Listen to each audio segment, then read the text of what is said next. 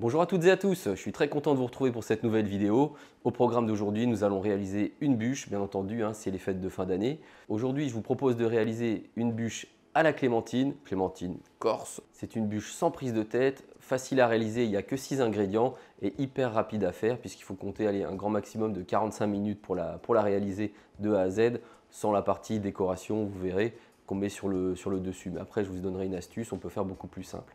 Allez, je vous montre ça tout de suite en détail.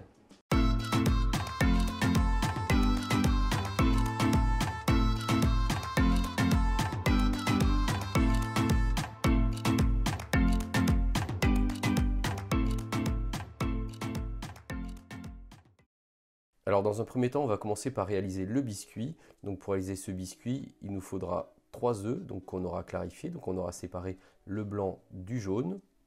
Il nous faudra 75 g de sucre, 75 g de farine et c'est tout. Ensuite, il nous faudra bien entendu des clémentines et ici on a pris des clémentines corse. Alors on va commencer par monter nos blancs en neige. Donc on intégrera le sucre en 3 fois, donc on met un premier tiers au démarrage. Ensuite donc on démarre le batteur.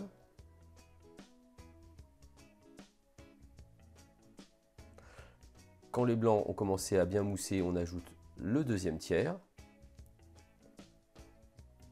Et quand la meringue est presque terminée, on ajoute le troisième tiers.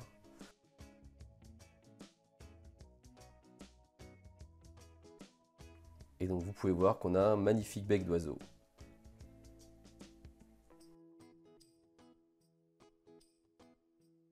On va donner un peu de goût à ce biscuit et donc je vais zester 2 clémentines. Donc là vous voyez ici j'utilise une microplane. Et vous voyez comment je l'utilise. Moi il y a plusieurs façons d'utiliser la microplane. Moi je préfère l'utiliser dans ce sens-là. Il y a d'autres personnes qui préféreront plutôt presser le fruit contre la microplane. Moi je le fais dans le sens inverse. Ainsi on récupère toutes les écorces. Donc on met nos écorces et on rajoute nos 3 jaunes d'œufs. Et ensuite on remet ça dans le batteur. Et on mélange jusqu'à ce que tout soit bien incorporé. Ça prend vraiment quelques instants. Ensuite, on va tamiser notre farine et on va mélanger à l'aide d'une maryse. Alors, vous pouvez aussi très bien le mettre dans le robot avec le fouet. Honnêtement, ça va tout aussi bien, ça sera tout aussi facile et moins prise de tête. Là, donc, je mélange avec la maryse, je pars du centre et je remonte délicatement vers l'extérieur jusqu'à ce qu'il n'y ait plus rien au fond et qu'il n'y ait plus aucune trace de farine, que toute la farine soit bien intégrée.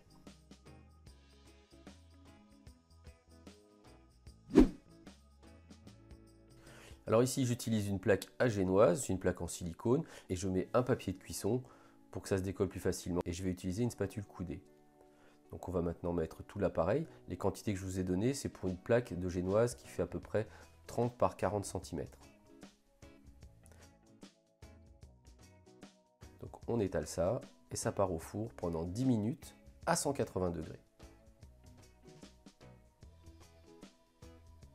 À la sortie du four, au bout de 10 minutes, donc je sors ma plaque et je vais venir avec l'aide d'un couteau à bourron décoller les bords pour être sûr que tout se décolle très facilement.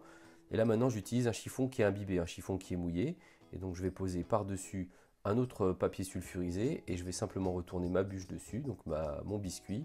Et là donc j'enlève tout simplement le papier et je le remets par-dessus. Et maintenant je vais pouvoir rouler tranquillement cette bûche et la réserver jusqu'au moment de l'utilisation. Après, si vous voulez aller vraiment très vite pour la réalisation de votre bûche, une fois que vous l'avez roulée, vous la mettez directement dans le congélateur et comme ça vous l'utiliserez encore plus vite. Donc maintenant pour la décoration, on va réaliser des petites tranches donc, de clémentine qu'on va faire confire, qui seront vraiment très transparentes, un peu comme des opalines. Donc là on utilise un couteau qui est très fin. Ici j'utilise un couteau à filet de sol et donc je coupe des tranches assez fines qui font 1 ou 2 mm d'épaisseur. Donc l'idée c'est d'avoir quelque chose vraiment de très fin. Et donc on va venir les tremper dans du sucre et on viendra les déposer donc sur un silpate, donc sur une feuille de silicone. Si vous n'avez pas de silpate ou de feuille de silicone, vous utilisez du papier cuisson bien entendu. Donc là ici je vais utiliser donc 3 clémentines au total et je remets donc une feuille de silpate par-dessus et je rajoute ensuite une plaque et ça part au four à 120 degrés pendant 15 minutes. Donc au bout de 15 minutes, donc j'enlève délicatement la plaque. Vous allez voir, il y a beaucoup de, ça a rendu pas mal d'eau. Alors l'idée maintenant, ça va être de les faire sécher dans un four à 80 degrés pendant environ 2 heures. Mais avant tout, on va les reposer sur une feuille de silpate, donc une feuille de silicone qui est sèche. Et donc on va enlever l'excès d'humidité. Donc avec la forte chaleur, on a enlevé le plus gros de l'humidité. Et maintenant, on va les faire sécher tranquillement. Donc comme je vous l'ai dit, à 80 degrés pendant environ 2 heures.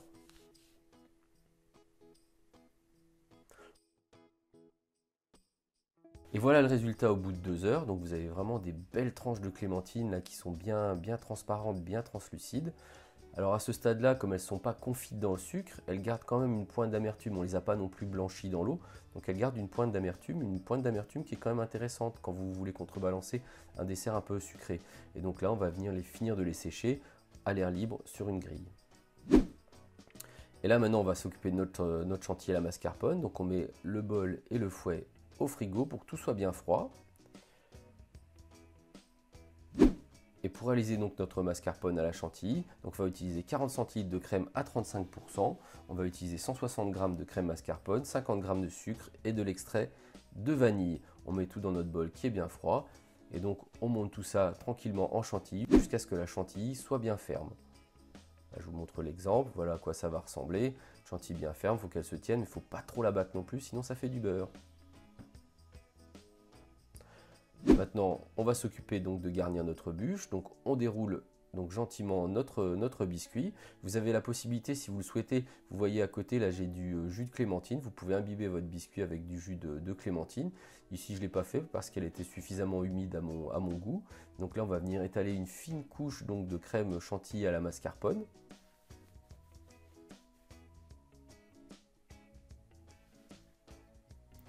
Donc ici, j'utilise une spatule coudée, une petite spatule coudée pour le faire. Et ensuite, donc, on va venir disposer nos clémentines les unes à côté des autres. Alors faites bien attention surtout au sens de disposition des clémentines. On les dispose plutôt vers le bord de la bûche, hein, pas au milieu, puisqu'il faudra rouler le biscuit. Et donc regardez bien comment je les mets sur le biscuit, ça aura son importance au moment de la découpe. Hein, si vous voulez voir vraiment une belle découpe bien nette, comme ça des clémentines. Je les mets un peu, comme on pourrait dire, tête à cul. Donc on les met le plus serré possible. On ne va pas trop au bord non plus, hein, puisqu'on viendra couper le bord pour avoir un bord bien net et bien franc et bien régulier. Et maintenant, il ne nous reste plus qu'à plier notre bûche. Alors on peut céder du papier, bien entendu, et on essaye de la serrer le plus possible. Là, soyez délicat, prenez votre temps, c'est un moment qui est quand même relativement important. Je vais transférer la bûche sur le plat de service avant de procéder à la décoration. Et vous avez vu, j'ai coupé les bords, là il reste les bords qui sont sur le papier sulfurisé. Et donc si les clémentines essayent de se faire la malle, hein, soyez bien délicats, on les repousse bien, puisque là on a coupé le plus à ras possible, hein, pour que tout le monde ait de la clémentine. Et bien entendu, les bords qu'on a coupés, on ne va pas les jeter, donc les gourmands, faites-vous plaisir, et s'il y a des enfants, faites-leur plaisir aussi. On va pouvoir procéder à la finition de la bûche, donc je transfère le reste de crème dans une poche à douille, et vous avez vu, j'utilise ici un récipient où j'ai mis ma poche à douille pour pouvoir avoir les mains libres, c'est beaucoup plus facile pour travailler. Et donc on va utiliser ici une douille cannelée, vous prenez la dimension que vous voulez, ici je crois que j'ai pris du 12 mm. Et donc là, à l'aide d'une corne, ce que j'ai dans les mains, l'instrument noir, ça s'appelle une corne, je pousse la crème au fond de la poche à douille. Alors vous pouvez utiliser vos mains, hein, bien entendu.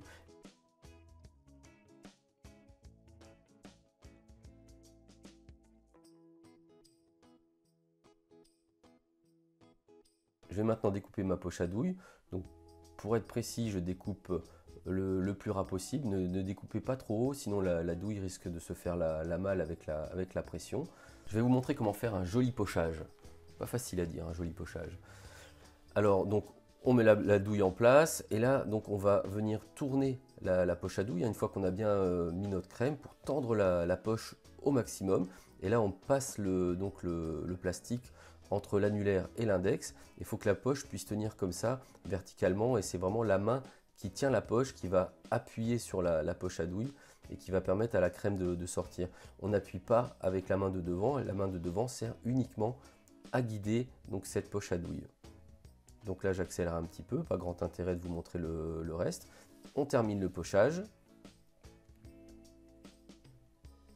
On n'oublie pas bien entendu de faire les côtés.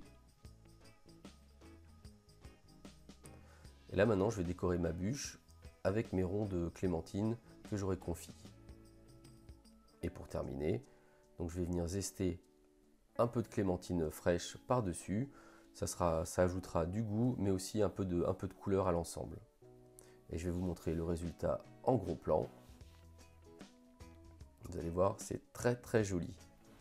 Donc là, vous avez le résultat en gros plan. Et vous verrez, pour procéder à une belle découpe comme ça, je vous conseille vraiment d'utiliser un couteau électrique.